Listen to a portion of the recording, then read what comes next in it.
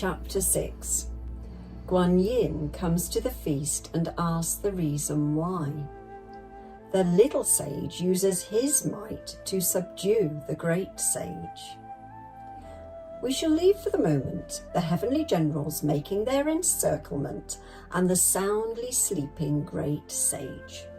The story goes on to tell how the compassionate and merciful miraculous saviour from suffering, the Bodhisattva Guanyin of Mount Potagraka in the southern sea, having been invited by the Queen Mother to the peach banquet, went to the precious pavilions at the Jade Pool with her great disciple, Hui'an the novice. She found the place deserted and the banquet ruined. The few immortals present were not sitting at their places, but holding confused discussions. When greetings were over, the immortals gave the Bodhisattva an account of what had happened. "If there is to be no banquet and no drinking," said the Bodhisattva, "you had better all come with me to the Jade Emperor."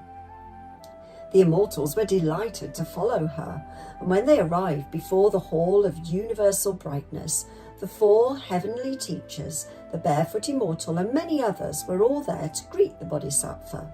They told her that the Jade Emperor had sent heavenly armies to capture the demon, but they'd not yet returned. "I wish to see the Jade Emperor," said the Bodhisattva, "so may I trouble you to inform him on my behalf?" The heavenly teacher, Chi Hongji, then went to the Hall of Miraculous Mist, and the Bodhisattva was invited in. She found that Lord Lao-Tzu was there in the place of honour, and that the Queen Mother was behind him. The Bodhisattva went in at the head of the others, and when she had done obeisance to the Jade Emperor, she greeted Lao-Tzu and the Queen Mother. After they'd all sat down, she asked what had happened at the peach banquet. "The banquet is held every year, and it is normally a very happy occasion," the Jade Emperor replied.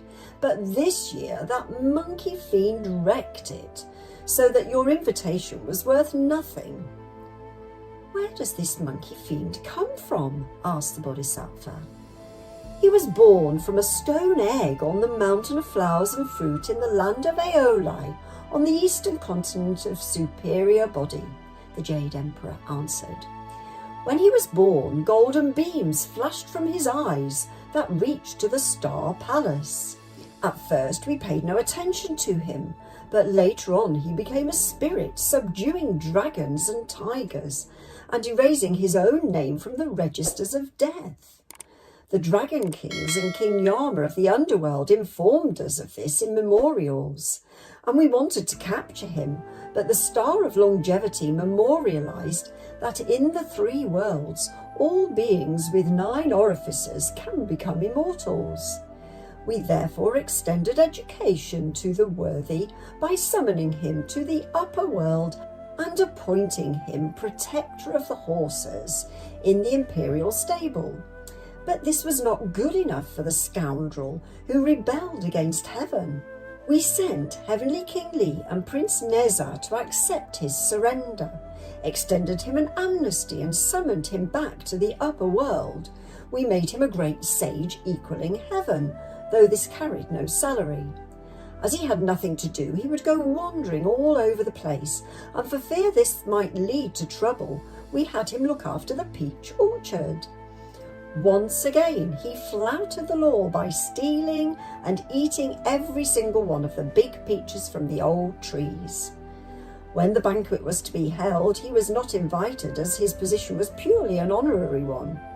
So he played a trick on the barefoot immortal, went to the banquet looking like him, ate all the immortal delicacies and drank all the immortal liquor. On top of this, he stole Lord Lao-Tzu's pills of immortality and some imperial liquor, which he took to his mountain for the monkeys to enjoy. This made us very angry, so we sent 100,000 heavenly troops to spread heaven and earth nets and subdue him. But we have received no reports today, so we do not know whether we have been victorious." When the Bodhisattva heard this, she said to Hui'an the novice, Hurry down from heaven to the mountain of flowers and fruit and find out about the military situation. If you meet any opposition, you may do your bit to help, but the important thing is to bring an accurate report back. Hui'an the novice straightened his robes, took his iron staff, left the palace by cloud and went straight to the mountain.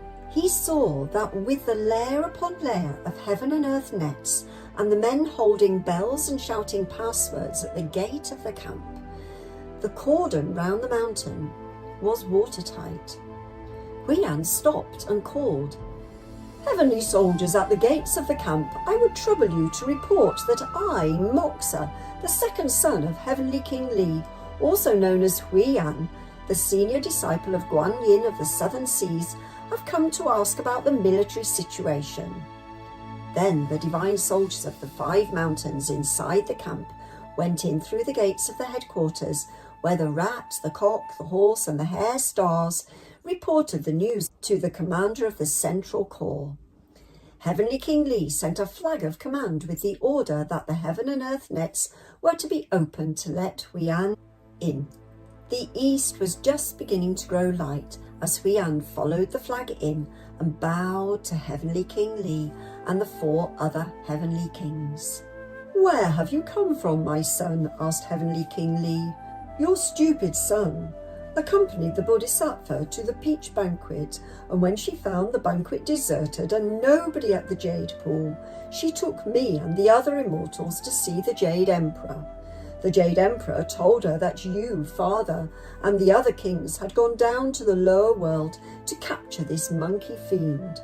As the Jade Emperor has received no news all day on the outcome of the battle, the Bodhisattva sent me here to find out what has happened."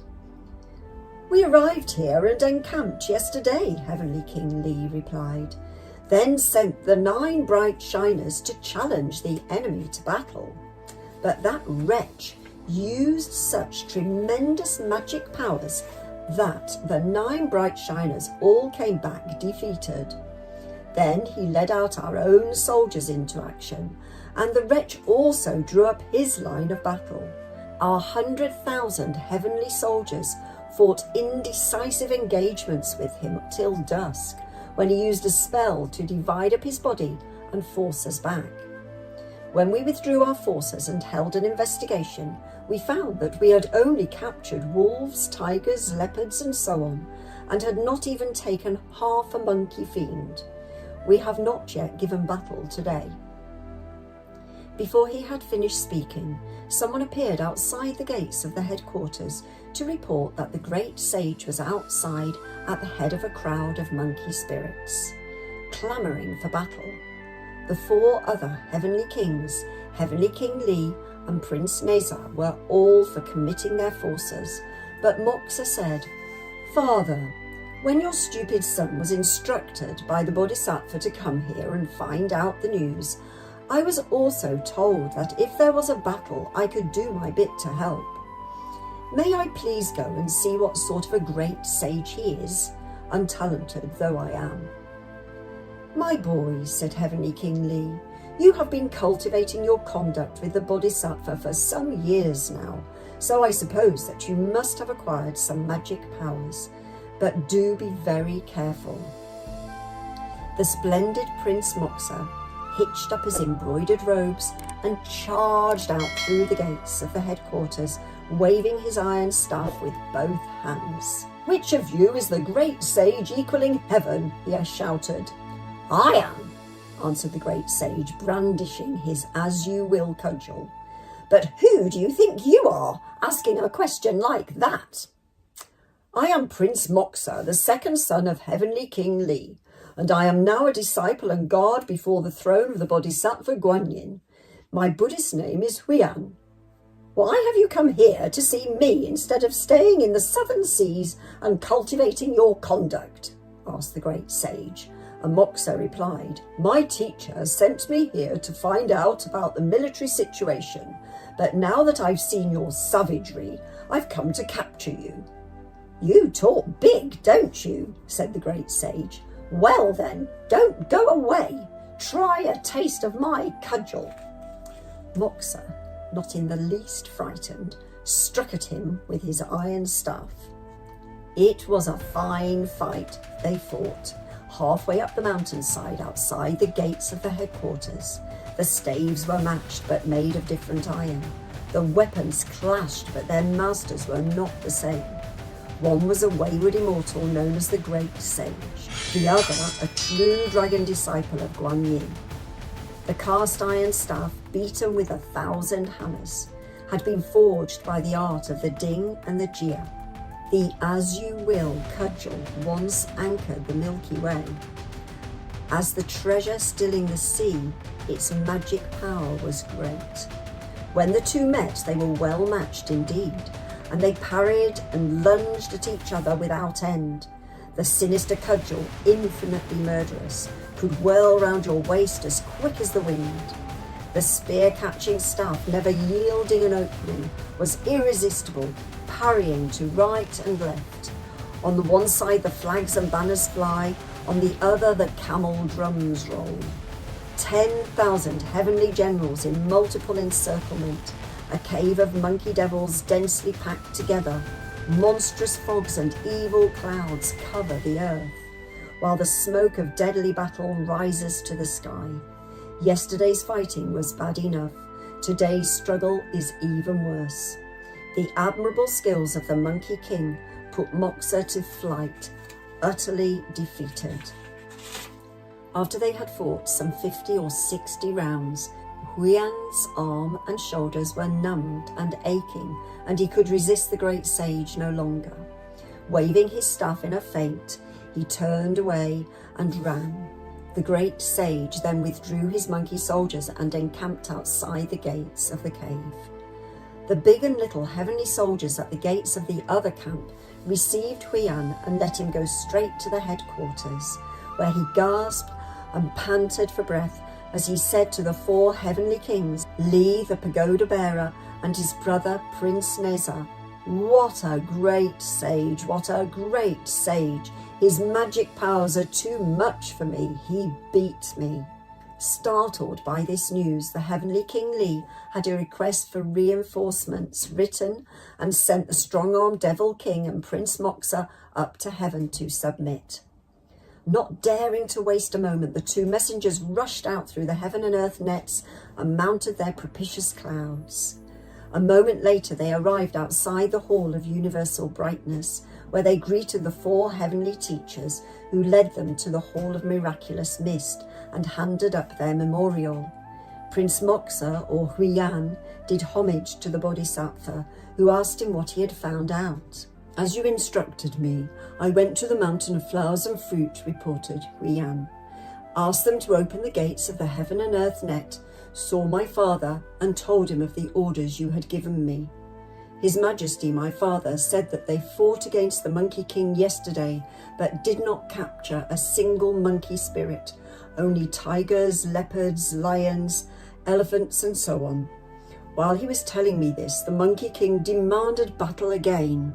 So your disciple fought some 50 or 60 rounds against him with my iron staff, but I was no match for him. He beat me and drove me back to the camp. This is why my father has sent me and the strong-armed Devil King up to heaven to ask for reinforcements." The Bodhisattva lowered her head in deep thought. The Jade Emperor opened the memorial and saw that it contained a request for help. "This intolerable monkey spirit has enough tricks to fight off 100,000 heavenly soldiers," he observed with a smile.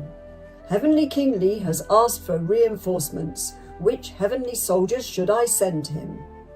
Before the words were out of his mouth, Guanyin put her hands together and said, "Do not worry, your Majesty. I can recommend a god to capture this monkey." "Which god?" the Jade Emperor asked, and the Bodhisattva replied, "Your Majesty's nephew, the illustrious sage and true Lord Erlang, who is now living at Guangjiangku in Guangzhou, enjoying the incense that the lower beings burn to him. In the past he exterminated the 6 bogies. He has the brothers of Plum Hill and the 1,200 straw-headed gods, and his magical powers are enormous. He will agree to be sent, though he would not obey a summons to come here. So your majesty might like to issue a decree ordering him to take his troops to the rescue." The Jade Emperor then issued such a decree and sent the strong-armed Devil King to deliver it. The Devil King took the decree, mounted his cloud, and went straight up to Guanyin. He reached the temple of the true Lord within an hour. When the demon judges guarding the gates went in to report that there was an envoy from heaven standing outside with an imperial decree, Erlang went out with the brothers to receive the decree outside the gates, and incense was burned as he read. "The great sage, equaling heaven, the monkey fiend of the mountain of flowers and fruit, has rebelled. Because he stole peaches, wine, and pills while in heaven and wrecked the peach banquet, we have dispatched 100,000 heavenly soldiers and 18 heaven and earth nets to surround the mountain and force him to submit. But we have not yet succeeded. We do now therefore especially appoint our worthy nephew and his sworn brothers to go to the mountain of flowers and fruit and give their help in eliminating him. When you succeed, large rewards and high office shall be yours." Erlang was delighted. He told the envoy from heaven to go back and report that he would be putting his sword to the Emperor's service. We need not describe how the Devil King reported back to heaven. Will Erlang be able to overcome the great sage? Join us next time to find out. Goodbye.